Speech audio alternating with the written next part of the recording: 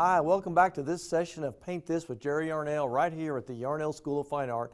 And as promised, I think this will be our final session on this beautiful painting called In the Shadow of Giants. And that's this little elephant family. And we've taken a little break from our tour around America doing all the 50 states. We're still working on it.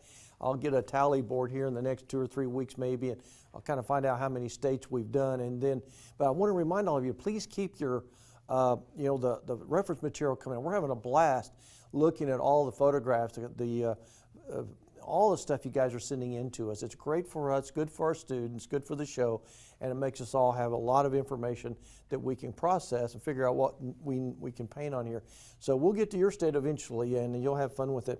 But in the meantime, remember, we're doing this beautiful setting over in Africa of this little elephant family, and it's on a 12 by 24 stretched canvas. Let's take a look over here at the finished product. Now, once again, this is one of the, I want to make sure everyone understands that I have basically 2 careers, folks. I have my, quote, fine art career, and then I have my teaching career. This is one of my fine art paintings that we use in our shows and for galleries and things like that. So it's going to be a little more complete than a teaching painting. So this is what I want to get across.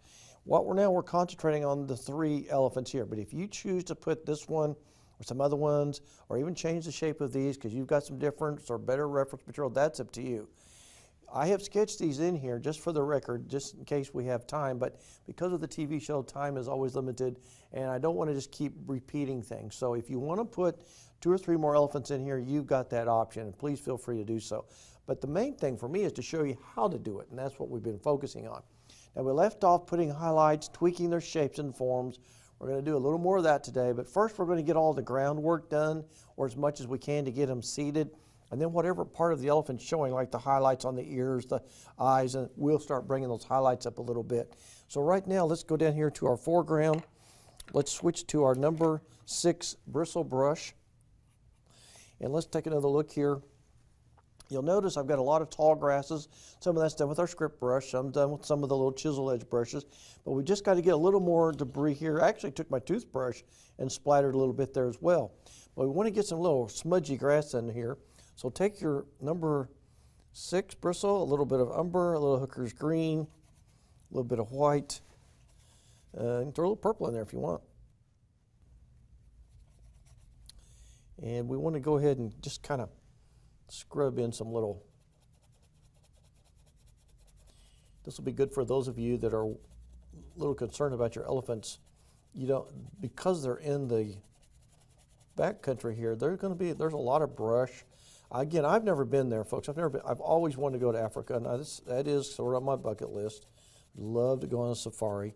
I've had a lot of offers. Someday I'm going to take somebody up on one of them and go.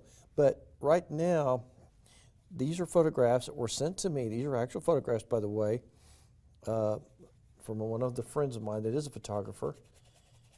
And it's best to work from your own photos if you can. Now see, if you go too far out now, even though this trunk is a little bit in the bushes, I went a little too high with that. I want to wipe that off.